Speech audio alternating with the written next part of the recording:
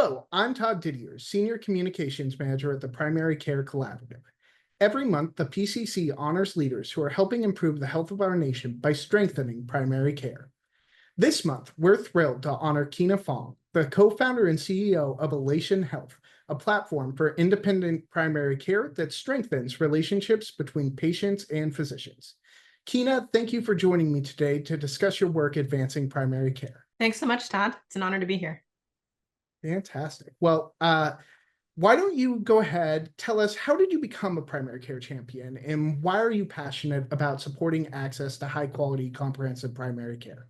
Yeah, well, it's a great question. So for me, it traces back to when I was a teenager. So my dad is a primary care physician, which is a great way to get to know primary care. And we had we had moved to the US from Canada. And while previously I hadn't been involved in this practice, when we got here, I helped him, along with my older brother, set up the practice, you know, build furniture, negotiate with insurance companies, and help support the back office of the practice. So that was an opportunity to really see the front lines of primary care, which I think really give a unique perspective to particularly the relationships. I mean, I would see, the same patients come in.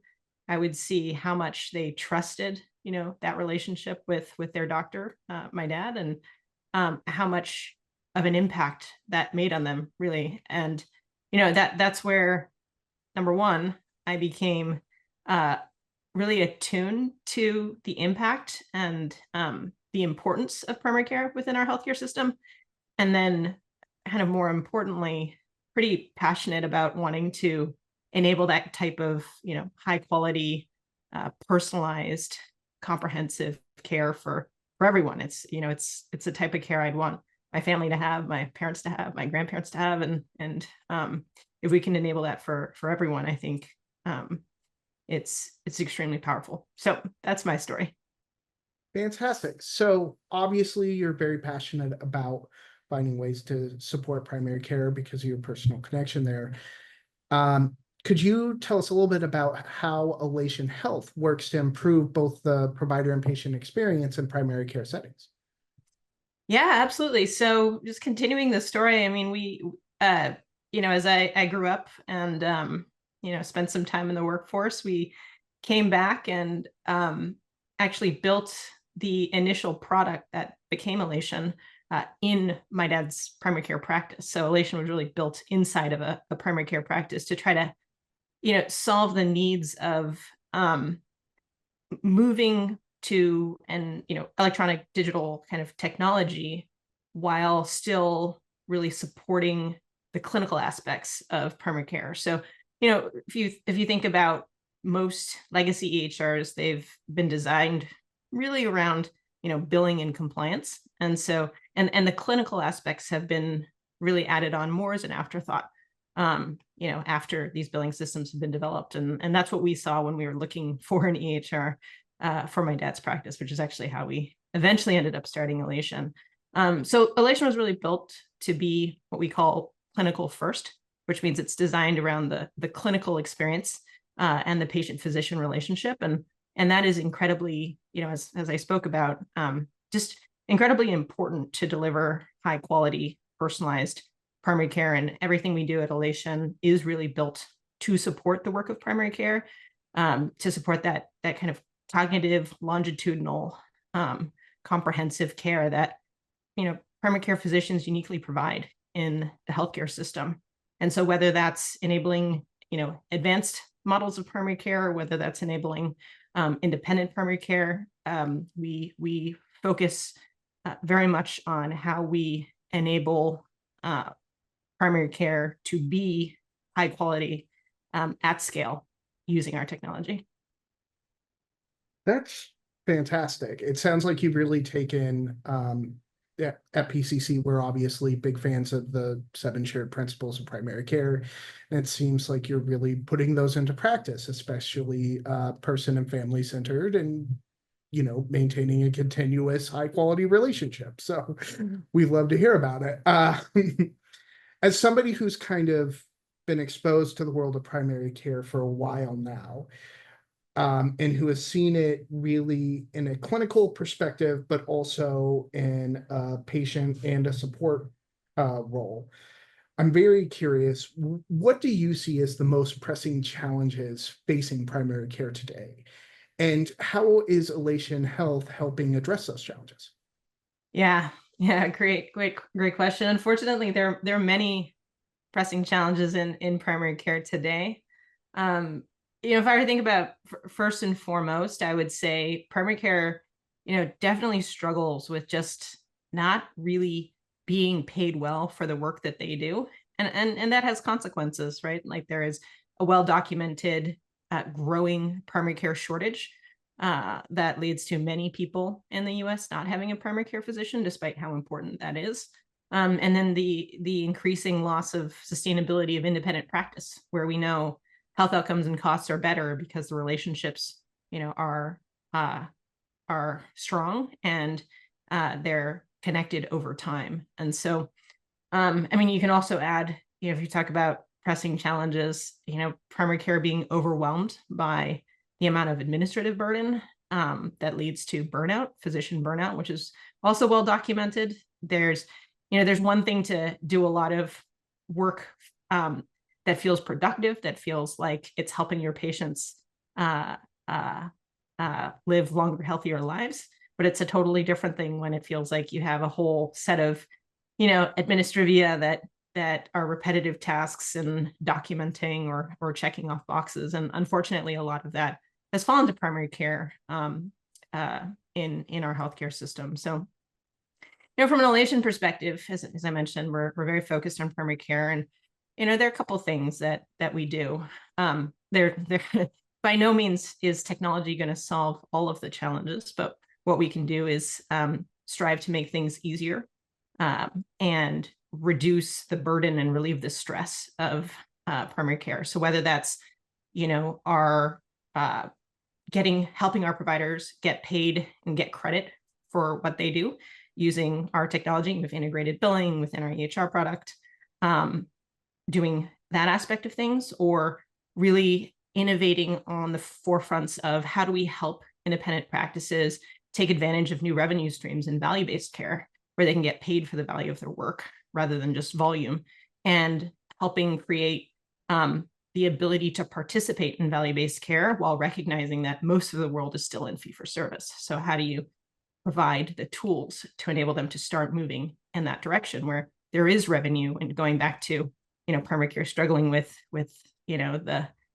insufficient payment for the work that they do. I think those are all really powerful ways that we can help.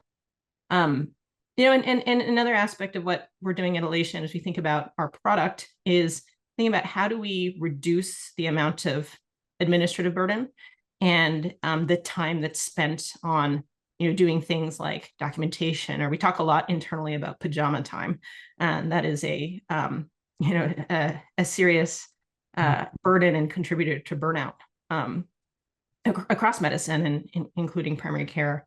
And so as of late, we've been doing some really interesting work that leverages AI and LLMs to think about, hey, how do we not only do ambient scribing, but also synthesize insights, maximize delegation, and really create a vision where the clinician can just focus on the care of the patient, and as much of the downstream is done for them. So there's a lot that we can do with technology, and as a technology platform, we're doing all we can with the intention of making the work of primary care easier. And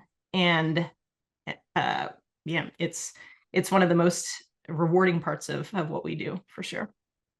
Yeah, no, it sounds like you're doing some phenomenal work helping provide the support that clinicians need to be able to better serve their patients. I'm curious, one of the things you mentioned is burnout, and burnout has obviously led to a lot of attrition, and the problem has only gotten worse over the past 4 years. We went through a pandemic.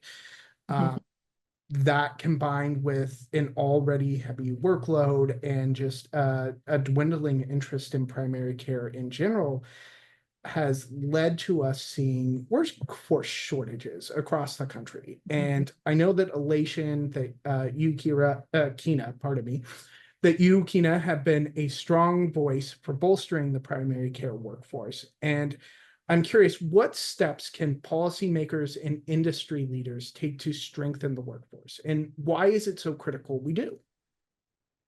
Yeah, absolutely. I mean, there are so many opportunities to do so, and I think, to the last question you're asking, why is it so critical to bolster the primary care workforce? I mean, the forecasts of shortages of primary care physicians. I think the last study I saw showed that by 2036 we'll have a shortage of up to 40,000 physicians, primary care physicians, and that doesn't even account for the fact that so many people in the US don't even have an identified primary care physician. So there's and kind of taking into account the importance of a strong primary care relationship in terms of preventative care and making sure people stay healthy in their communities and for acute events not to happen. That's just so incredibly important. And so, to your question of what can policymakers or industry leaders do, I think there are a few things come to mind. One is it really, addressing that shortage head on and creating things like a student loan repayment program, right, to eliminate debt for graduating medical students who commit, to spending a significant portion of time in a primary care specialty. Increasing scholarship programs that create a more diverse physician workforce, because there are plenty of studies that speak to the importance of a diverse PCP workforce to reflect the diverse societies and communities that we have. You could also talk about, increasing, like doubling the number of medical school slots and family medicine residency slots to really encourage the expansion of just the workforce, or folks who are committed to primary care. So there are a number of ways to do that, and obviously those things take time, and they take cohorts of medical students to graduate and be trained. But I think at the heart of it, we need to take those bold actions today so that those shortages that exist today and are only being magnified over time start to recede. Yeah, there's obviously a lot of work to do to bolster the workforce, and it sounds like you have some phenomenal ideas. If you could emphasize one major message to policymakers surrounding primary care, what would it be? So if you were able to go to Congress or go to the administration and tell them one aspect that you think they really need to hear, what would that message be? One, um, I know it's tough because we just laid out there's a lot there's there's a a lot. lot to do. There's a lot. I mean, I think what folks can rally around, um, and what I've seen really enable primary care physicians, in communities to feel like they can, truly deliver the type of care they went to medical school to provide, to truly, focus on their patients. You know, Something I've seen be very successful there is just paying primary care prospectively to manage populations, right? As opposed to the sort of fee for service hamster wheel that so much of primary care has gotten stuck on, and in many cases unwillingly so. But that's just the system that they're in. And I think when you're able to pay primary care prospectively for a population of patients that they're managing, and that where they're accountable to the health outcomes and the overall costs of that population, it aligns what primary care is intended to do, and it also allows primary care physicians to keep their panel sizes manageable, to keep the volume of visits manageable, which also reflect burnout, but allow them to really deliver on the value that true primary care can bring. So that would be the one Yeah, I. no, I think that is very much a worthy message to emphasize to policymakers, and one it seems like they are starting to hear and I understand. was going to say the good news is that this is no longer controversial, and I think it's just a matter of continued implementation and execution, and I think we're on the right path, moving in the right direction. Absolutely, I think so. And I know that we at the PCC look forward to working with you and other members of the primary care community to take that message to lawmakers and to the administration and advocate for approaches that include prospective payments. So, um, kind of finishing up here. This is my favorite question. It's not fair because again, it only gives you a chance to think one thing, but it's my favorite fun little thought question here. If you could wave a magic wand and you could change one thing about the American healthcare system overnight, what would it be? One thing again. Yes, Um, right? right. Well, here's what I would say. Like the discrete every year, uh, the AMA releases sort of the list of specialties. This is going along the primary care theme here, like the list of specialties, highest to lowest paid. And every year, that's the moment for me that it just reinforces when you see primary care as one of the bottom, paid specialties. It just reinforces all the work that needs to be done for primary care, all the things that we've been talking about. And so, if I could wave a magic wand, make primary care one of the highest paid specialties instead of one of the lowest paid, because of course it's the highest valued, right?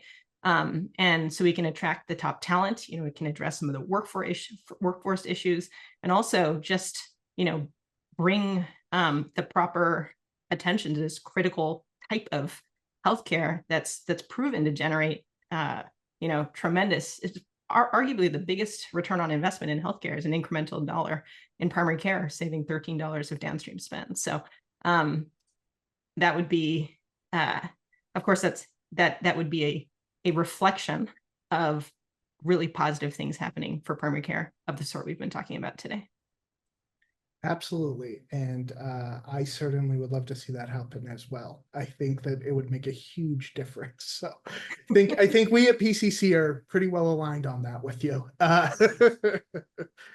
Well, thank you again so much for joining us. And we are thrilled to, again, we're thrilled to honor you as our primary care champion of the month. Thank you for all the work that you are doing to improve the quality of primary care for clinicians and patients across the country. Thank you so much, Todd. It's been a pleasure to chat, and I'm very honored.